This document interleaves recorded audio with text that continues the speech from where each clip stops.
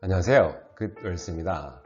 이번 시간에는 양도소득세가 비과세가 되는 부분을 중점적으로 알아보기로 하겠습니다. 먼저 비과세를 살펴보기 위해서는 어떤 흐름과 절차를 따라가야 하는지, 그리고 규제지역에는 어떠한 것이 있는지와 1세대 1주택 비과세 요건과 다주택의 비과세 요건을 살펴보기로 하겠습니다. 비과세의 구분입니다.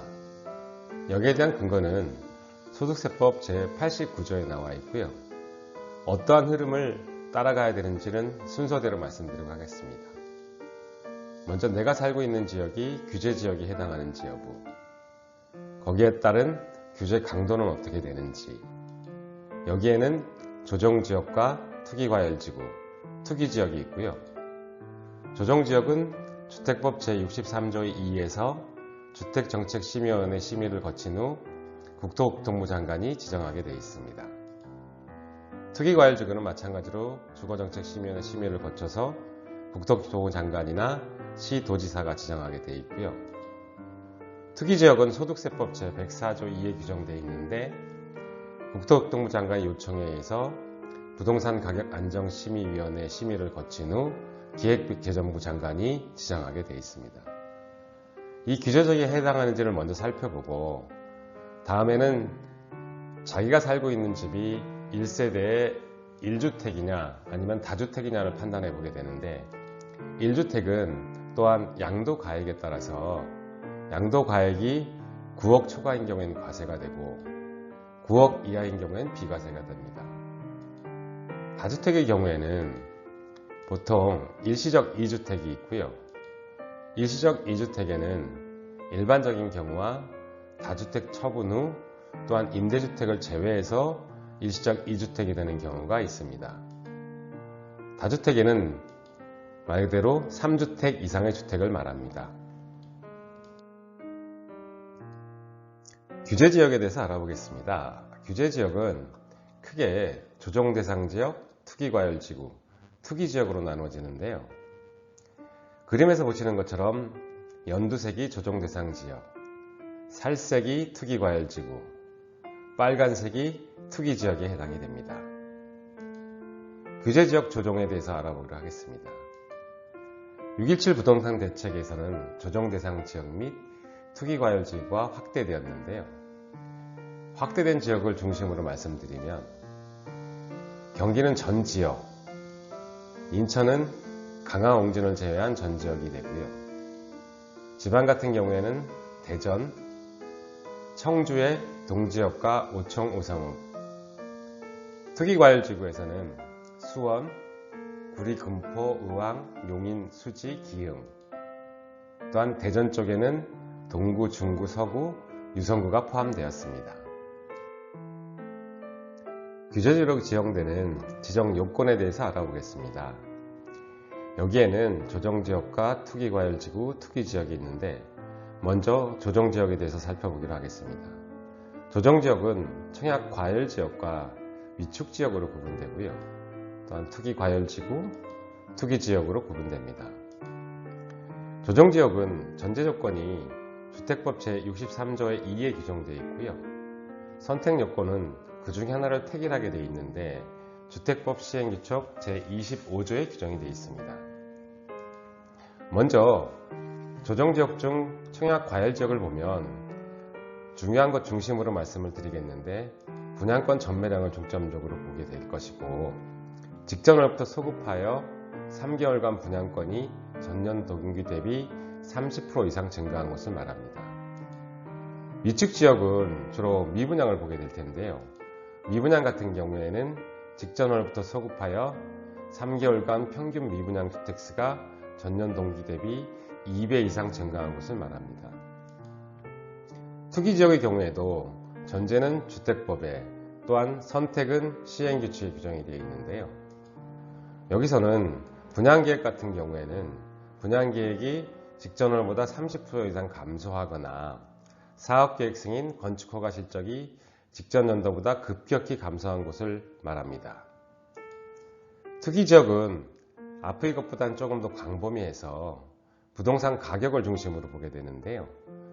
부동산 가격 상승률이 전국 소비자 물가 상승률보다 높은 지역으로 부동산 가격이 급등하였거나 급등할 우려가 있는 지역을 말합니다. 또한 여기선 지가 상승률도 보게 되는데 직전월 지가 상승률이 전국 소비자 물가 상승률의 130%를 초과하는 지역입니다. 이렇게 규제기호 지정되면 지정 효과가 좀 달라지는데요. 이 규제 강도는 앞에서 말씀드린 것처럼 조정지역보다는 투기과열지구가, 투기과열지구보다는 투기지역의 강도가 좀 심해지는 편입니다. 먼저 조정지역의 지정 효과를 살펴보면요. 다주택자들의 양도세가 중과되고요. 장기보유 특별공제는 배제됩니다. 또한 1세대 1주택 양도세 비과세 요건이 강화되고요. 또한 주택담보대출이 규제가 강화됩니다. 자금조달계획서 제출 대상이 확대되고요. 3억 이상에서 조정지역이 되면 거래 금액하고 무관하게 자금조달계획서를 제출해야 됩니다.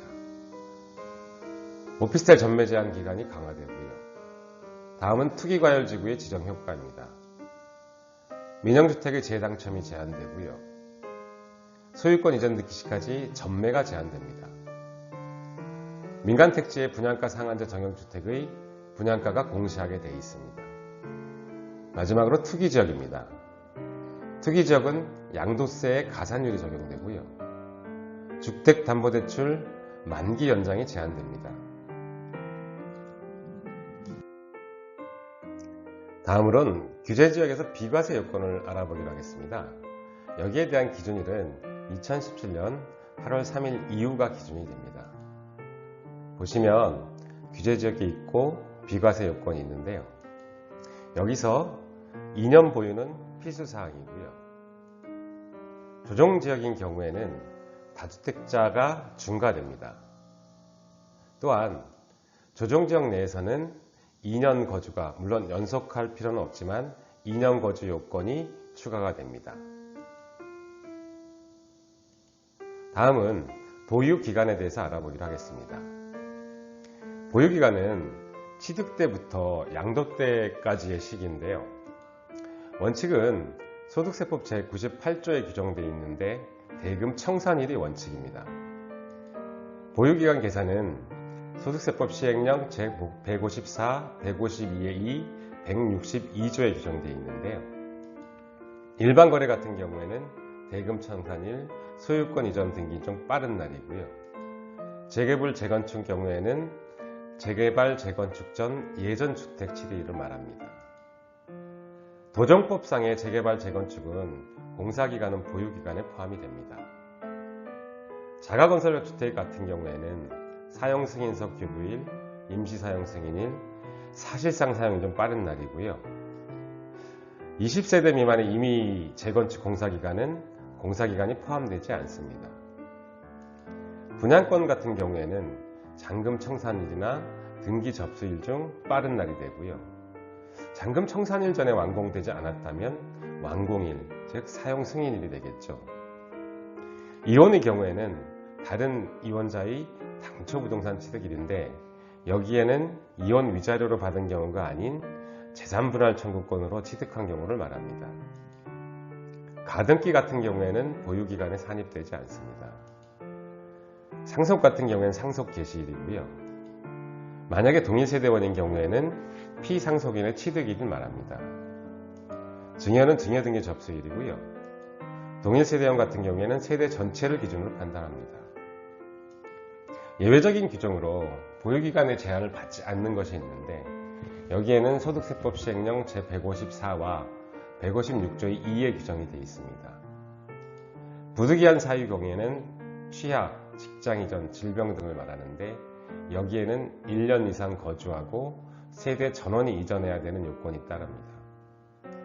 해외 이주 출국 같은 경우에도 세대 전원이 이주해야 되고 출국 후에 2년 이내에 양도해야 됩니다. 건설임대주택 같은 경우에는 세대 전원이 5년 이상 거주해야 되고요. 협의양도 수용 같은 경우에는 협의양도 수용일로부터 5년 이내 양도하는 잔존주택이나 부수토지가 해당이 됩니다. 재개발, 재건축 같은 경우에는 재개발 재건축 사업 시행으로 대체주택을 취득해서 대체주택을 양도하는 경우인데요. 먼저 사업 시행 인가 후 대체주택 취득 후 1년 이상 거주해야 되고요. 재개발이나 재건축 완공 전후 2년 이내에 대체주택을 양도해야 됩니다. 또한 완공 후 2년 이내에 세대 전원이 이사하고 거기서 1년 이상 계속하여 거주하는 요건이 따릅니다. 1세대 1주택입니다. 1세대는 소득세법 제88조 6호에 규정이 되어 있는데요. 거주자 및 그 배우자가 그들과 같은 주소 또는 거소에서 생계를 같이 하는 자를 말합니다. 여기에는 직계 존비속, 즉 그 배우자가 포함되고요. 형제 자매도 포함이 됩니다. 단독세대 구성부의 경우에는 동일세대하고 장인, 장모, 처남, 처제, 사위, 며느리도 포함이 됩니다. 1세대에 제외되는 것을 알아보겠습니다. 결혼, 이혼, 사망의 경우나 30세 이상의 독립생계를 유지할 수 있는 경우. 다만 최근에는 30세 미만의 경우라도 독립된 생계 유지할 수 있는 경우에는 1세대 제외로 하자는 법안이 발의 중입니다. 독립된 생계를 유지할 수 있는 그 판단에는 기준 중위소득 40% 이상으로 주택 또는 토지를 관리하면서 독립된 생계를 유지할 수 있는 경우고요. 이는 납세자가 증명해야 됩니다. 2020년 기준 중위소득은 대략 175만 7,194원 정도 되고요. 여기에 40%, 즉 70만 원 이상의 소득이 있다 그러면 독립세대로 인정할 가능성이 높아집니다. 주택의 경우에는 상시 주거용을 사용하는 건물을 말하며 여기는 공부상의 용도가 아니라 실제 사용하는 용도로 판정이 됩니다. 1주택의 범위입니다.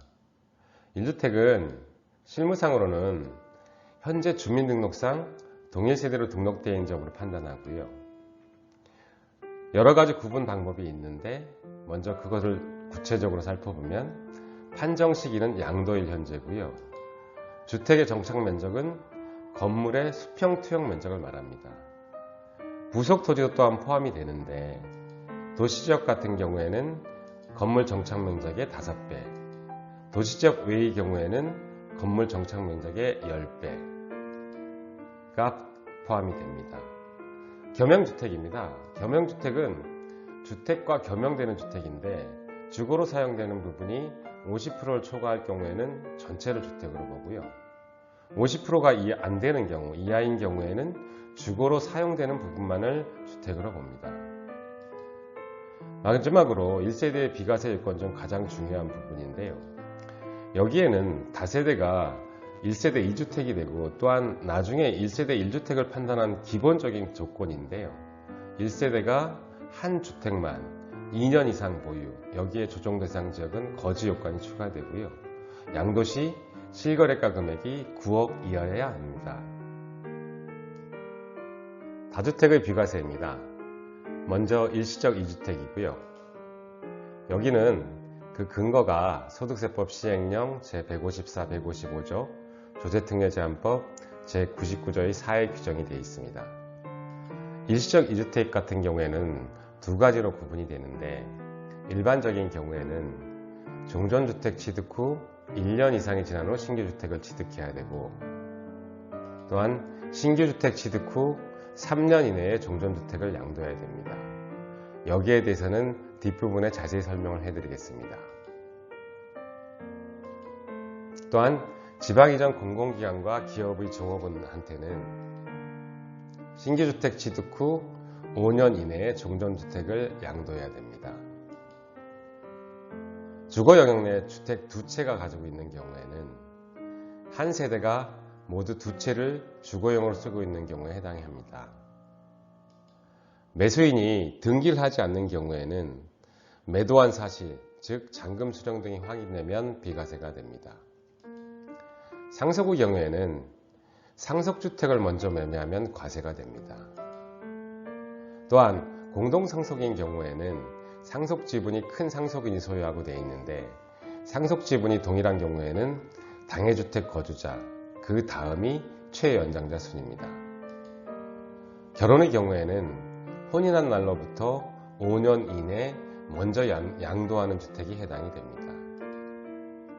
부득이한 이전의 경우에는 부득이한 사유가 해소된 날로부터 3년 이내에 일반 주택을 파는 경우이고요.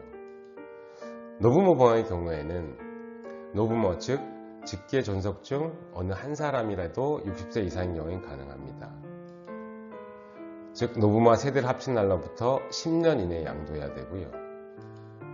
농어촌 주택의 경우에는 농어촌 주택에서 일반 주택, 비과세 요건을 갖춘 일반 주택을 팔 경우에는 귀농주택 같은 경우에는 그 취득일로부터 5년 안에 일반 주택을 팔아야 합니다. 또한 일반 주택을 일정 규모 이하의 농어촌 주택 등에 추가로 취득한 경우에는 농어촌 주택 등을 3년 이상 보유하고 2년 이상 거주해야 됩니다. 상가주택의 경우에는 주택이 상가보다 큰 경우에는 상가를 전체 주택으로 보아 비과세되고요. 상가가 더 큰 부분의 경우에는 상가 부분만 과세됩니다. 재개발 재건축입니다. 재개발 재건축에서 취득 아파트를 매매한 경우에는 종전주택의 보유기간과 공사기간, 완공주택의 보유기간이 합산이 됩니다. 조합원 입주권을 매매하는 경우에는 그 주택을 소유한 날로부터 3년 이내에 양도해야 됩니다.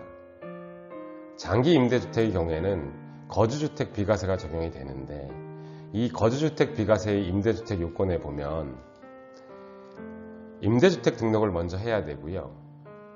먼저 지자체에 임대사업자 등록을 해야 되며 세무서에 사업자 등록을 해야 됩니다.